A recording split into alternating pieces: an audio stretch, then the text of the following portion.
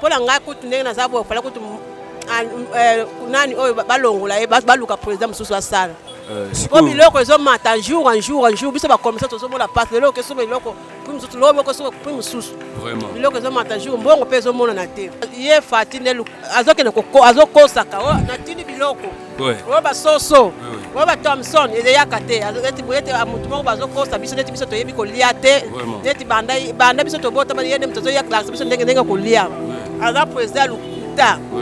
Aza lukuta banda kota musala ki président musala kokosa kaka batu kokosa batu. Kokosa kaka. O na tito bokoma bonne bokolia basoso minene zo ya ba Thompson minene e yakate. Ah papa sona loyiba okanganga mon frère. Baka. Baolo mukanga. Mboka kufi partout. Ndeti ngapene na so na kufa mon frère. Mboka se kufa bosi ko biso to zanani. Papa tamona mini choso guerre biso to simba. Yo so la guerre ya po. Hein? Guerre ya po mboka kufa mon frère. Parce que guerre so yego la msaba mususu. Bon par rapport à ningo lobike mboka kufa yo za jeune. Il faut voter lisusu. Te net nga na voter te. Vous votez des quoi? Sur la 5e, deux mandats, à 5 peut-être deuxième mandat. Premier mandat simba qui était mais peut-être le deuxième ici. To banda bitumba guerre fouza. Guerre za na. Guerre za. Mboka ya bien te mo. Bon, na ozo na to mingi te ko mo salida. Banda ba chena place wana. Yazaka mtu mo ba voyage belé bana ba oliati. On a que Japon, on a que Italie, on a que beaucoup de résultats ni kuna ya to fana ngano ato ko sama ngweza. Ma plein fort. La bato a cheba miibi wana na ba poster. Ba ministre o yo so na banda kuna ba journaliste. Vous comprendre déjà attention au matin donc quand les gens makile ba congolais donc si un amabe. Donc qui malem. Donc biso to ke voter Martin Fayulu numéro 4. Machine wana tellement les gens on va mundele yo ebi mundele a tricher et que bisana mutu mo donc avant nani kuna poto leni bambala bandenge mo boye. Donc ayebeta ko souffrance kinité. On prend donc ma trop. Afin d'amener la mboka to bongisa to la ne mamboza beni to récupérer na territoire na biso place bo mengo ça mambo fanda calme ba voyage kili peut to liati. Bonjour, bonsoir, cher Internet, cela dépend de l'ère à laquelle vous nous suivez. C'est bien moi, le mignon de la presse congolaise, Premier Songo.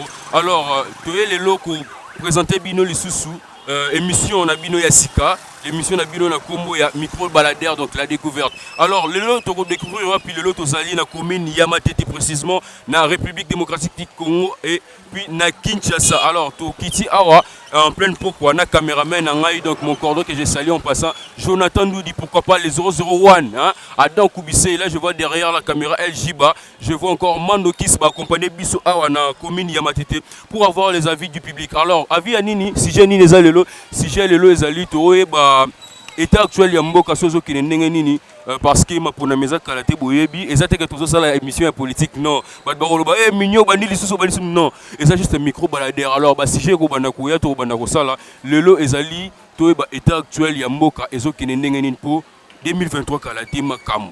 Donc tozo mekapé ko tambisa micro baladère na biso to na ba maman comme bilenge to ba ebisa biso mboka zo ki ne bien tozo ki.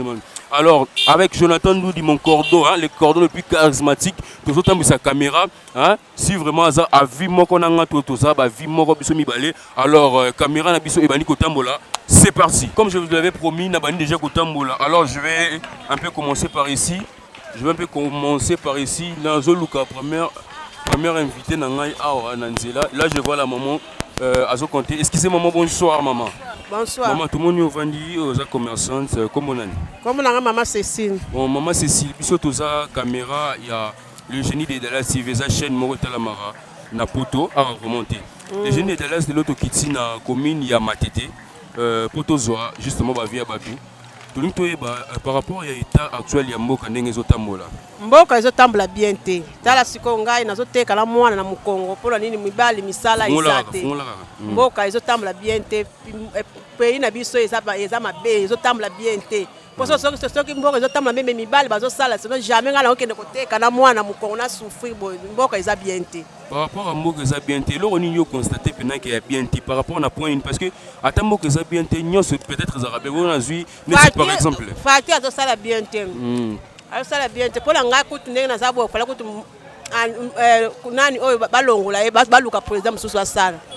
po biloko ezomata jour en jour biso bakomisa tozomona pasi lelo okeso biloko prime mosusu biloko ezomata jour mbongo mpe ezomonana te sikoyo mama na olinga mingi otala caméra ya biso oyebisa mokuta s'adresse donc s'adresse na mokonzi ya mboka oyebisa ye nini oyo vraiment okoki kobongisa ngai mpola ngai mboka asala social na mboka social dans la sociale biloko ndenge ye fati ndelu azokene azokosaka natini biloko oyo basoso oyo bathomson ezeyaka te eti mutu moko bazokosa biso neti biso toyebi kolia te neti banda biso tobotama yende mutu azoyaka biso ndenge kolia aza président lukuta aza lukuta banda akota mosala mosala kokosa kaka bato kokosa bato kokosa kaka na tito bokoma bonde bokolia basoso minene ezoya bathomson minene eyaka te mais toliaki bambisi bambisi nga namonaki yango yo omonaki yango bambisi toliaki bambisi mo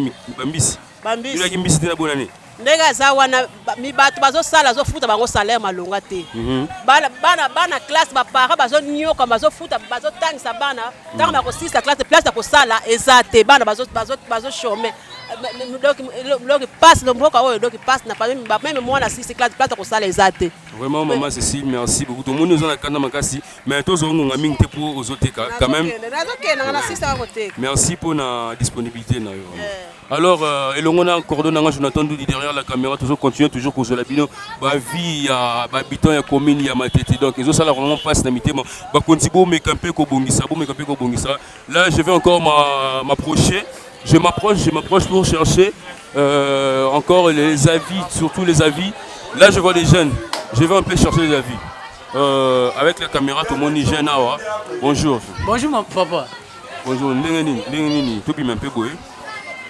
comment nani Comment on a Mando Kiska 15 Mando Kiska 15 tout le monde est commerçant aux autres à la maison alors et sa caméra il y a les génies de Delas TV une chaîne qui se suit partout dans le monde partout dans donc là il y a boss Adam Koubissé le lot tu es une émission na biso micro baladeur émission moko ya sika micro baladeur toujours tout na juste ma question pour toi l'état actuel ya mboka selon yo président Fachi négatif ou positif ah papa ça là ba okanganga mon frère Ponga négatif nani obi négatif nani papa négatif et positif et toi aussi un jeune négatif positif nous sommes balé mon frère tout la dé mais quand peut expliquer qu'est-ce qui ne marche pas ah non ah yo mo mona yo mo dalo bada mboke kufa parce que ça peut to ebisoni tiens yebisa micro parce que actuellement tout aux maman moko wana alobi que non mboke kufa peut-être côté social par rapport à yo siko yo moni que mboke kufi nani mboke kufi partout ndeti nga pene na osome na kufa mon frère mboka se kufa bosi ko biso to zanani papa tamona mini choso guerre biso tout au simba yo se la guerre ya poni hein guerre ya po mboka kufa mon frère parce que guerre so yego la msabatu mususu bon par rapport à ningo lobi ke mboka kufa yo za jeune étant un jeune après ça ba idée donc ba idée po mboka tonga mais senga fo idée na yo par rapport à yo pesa ta la caméra pesa président Fachi de ezaki aro bongsa mboka nini aro bongsa na mboka papa Fachi na seria bazaka ministre de finance that's ministre de finance mboka bongi mais yo bo ibati hein oh bosi ko bomba ko tatu bo ibo bonga ibate poani bazaka ministre de finance ya nanga okoma boss de ngolo ba ke président Fachi so iba hein ngolo ba ke président Fachi te na bien mdo ibate bat bo chat mon frère mais bat bo tsawana et là bon idée na yo question na ngeza ke idée na yo le leçon nga comme ministre de finance yo bongi donc là on comprend donc ça c'est comme en général idée en général président Fachi ko sel la mboka nini o monique il faut la ministre réseau singa donc à fin ya mandat il faut salon face à là après si mudunyo so musala mon frère donc atiki ba jeune ba melaka ba jeune batika bombe batika bangi vous comprenez bangi na bombe vous comprenez soit ça dans mboka bongi mon frère.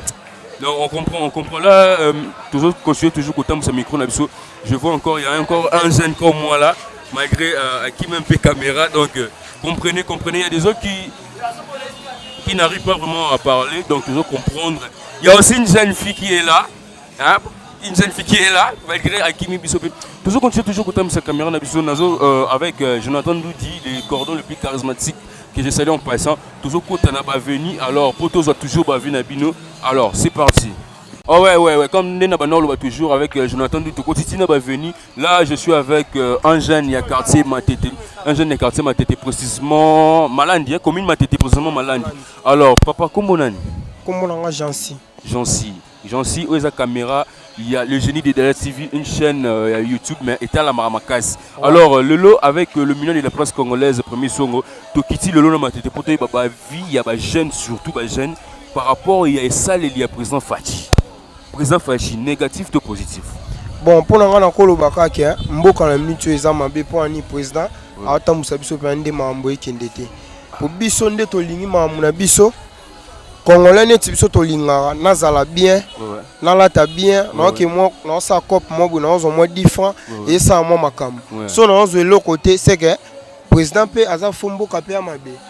Parce que tant on lobby par rapport à que ce que je l'autre, on a naïbi que un jeune poids il faut y en abima qui ne koluka musala. Alors sur le lobby que président, on a éclairci un peu babouné na biso par rapport misala ezate to yo luki musala osviti. Bon misala ezapete. Biso baya musu bagenda ata musu balimete.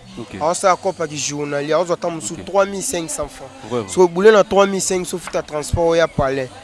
Au tika na combien? C'est que boulon de yati. Baya bana bana ba boulon na bonga mike ba salara. To tikala ka bato ba shida. Et mo zelo nini osimbi pousse wa 5000 francs. C'est que boulon na mboka izati. Parce que boulon na mboka izati mais tozo mona ba vandam bazoya étant que ba ambassadeur bazo pesa bango ba passeport ba nini ba ambassadeur ba investisseur ba ko investir na mboka na biso. Jusque là président Fachi a promettre ba kino makambo belé mais en réalité par là 2023 yango est-ce que bino ba jeune boko voter les sous net nga na voter té o voter té pour ani so ka 5 deux mandats à 5 peut-être deuxième mandat premier mandat simba qui mais peut-être deuxième to banda bitumba guerre fozala guerre za mboka ya bien te mo bon na ozo na temps mingi te pour balobara temps eza mbongo siko hotel nga ka caméra conseil suka o go pesa président Fachi ko eloko suka ko ça ezake Congolais voté, là on est sous quoi ça? Ah bon, c'est un social. Social. Ici. Oh non, c'est pas Congolais, social. Vraiment, merci beaucoup. Merci beaucoup, merci. Car on tout autant mon caméra, bozoyoka social, président Fachi Congolais, bazole la ming surtout dans Congo, il y a social. Je continue toujours de marcher avec mon coordonnateur mes caméras. Donc, vous comprenez que tout ça déjà n'a pas quoi. Tous les gens n'ont pas quoi, mais caméras autant toujours si na va venir si na ba recoin il y a commune il y a Matete toujours continuer toujours comme ça na rencontre avec tout si na ma pas mais la botaka température n'est ezo empêché alors toujours continuer toujours autant tous sous moi des 3-4 personnes pour tout ce que c'est mission c'est bon. Ouais, toujours un souci, il y a qu'au servir bino toujours n'a pas toujours tambola, toujours un mutu ya souka. Donc jeune souka avant tout kata avec les cordons le plus charismatique Jonathan Doudi. Pourquoi pas les 001 hein Nakati États-Unis, les boss à donc Kubisei, le génie de Dallas. Alors tout le monde jeune donc toujours on souka. Ouais, bonsoir. Bonsoir Ndéonangai. Neni. Kimi Alima. Comment on a? La gravité Glody. Glody Ngai Mignon le premier son le million de la presse congolaise. Donc aux caméras il y a les génies de Dallas. Donc les abonnés na poto aux chaînes était la ming na poto tara ba diaspora les longs makasi. Il y a les génies de Dallas. Alors question na biso le lezali telara tokiti na commune ya Matete. Ah toza précisément na quartier Malandi. Voilà, na quartier Malandi. Question na biso le lezali Fachi na nenga kambi mboka 2023 linge comme a kambi bien toi kambi mabi.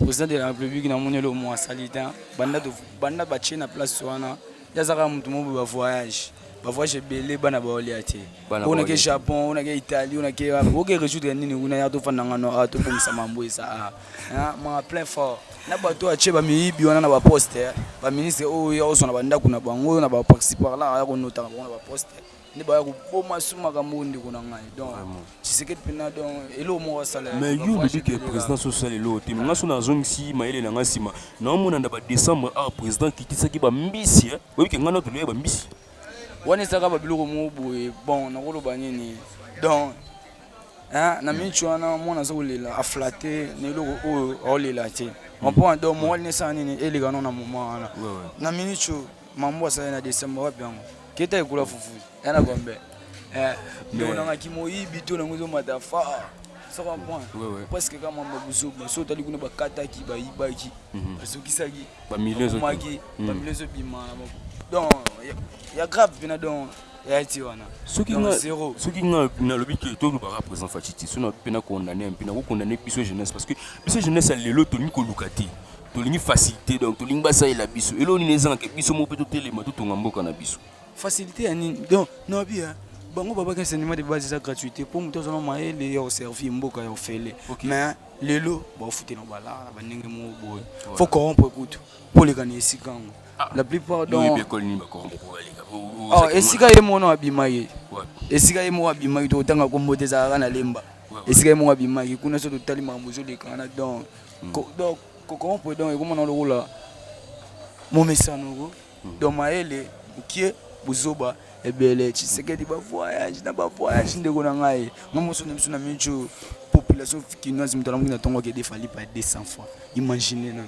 lipa weza lo mo donc papa na mincho lipa za 500 kamile to na njena na ba 1000 francs donc makamu ya bien tende na ngai Tshisekedi ka ba voyage ngapena donc na mona musala na ya sala étant un congolais conseil ni au pesa président conseil ni au pesa président pour 2023 ngo yoyebi afanda to bongisa mamoza awa yakinde kulubela mamoza risina Ukraine etali entre na est kuna na beni batu bokufa nyoso tu yeka ba voyage akina Japon akina Allemagne ba ko tonga izini boy ba ko sala boy tozo mona ngote mobutu banna tikana mawa kyake zola biso ta yego nde basaleli biso tata na yeso ndeni ba ke cheso wa donc ake zola biso pe mobutu na mawa kya na to négocier ba mokamu susu to bongisa afanda na mboka ba voyage ya kili loko ate donc ngana mona ka ndeti pona no finga na ngai po na modèle to souffrir ça cause na bango ça pena cause na bango ndeko na ngai mais yo ndo voter kit te ngana voter kit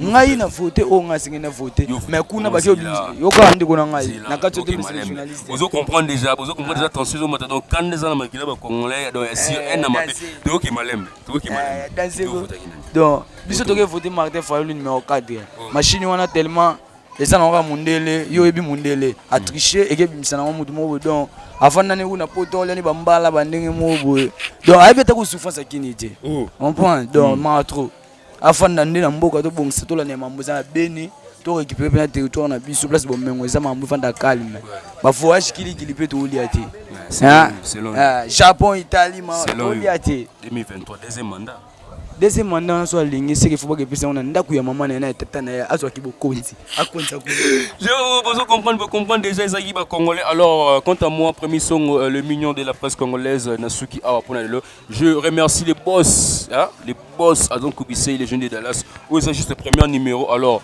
beaucoup zoali sous ba numéro ya bo ebele na ba sujet donc pour tout à mon abino bien botikela biso juste ba sujet na se ya commentaire na commentaire wana o komi sujet premier songo tambola le komi kingani tunela nga sujet kingani premier songo nazana pour ça bino ba diaspora par bobenga biso bozana pour ça boye ba état actuel ya ba commune bino botika alors occasion ngo pesa meli bino donc eza émission mo e banoleka justement une fois na semaine donc une fois na semaine pour saisir occasion pour saisir vraiment occasion na bino donc botikela biso ba question na bino na ba commentaire wana to kozanga te ko tambola pour to tuna je vais faire ça pour vous à ta prison na obeton pour na bino alors là je salue encore le boss Adon Kubise le génie de Dallas le génie de Dallas l'homme qui engage l'homme qui paye ceux qui premis sont à lelo eza pour na boss Adon Kubise donc le génie de Dallas alors sans oublier donc son atangete akokata ngape salaire Jonathan Doudi le cordon le plus charismatique pourquoi pas Pris Kandombe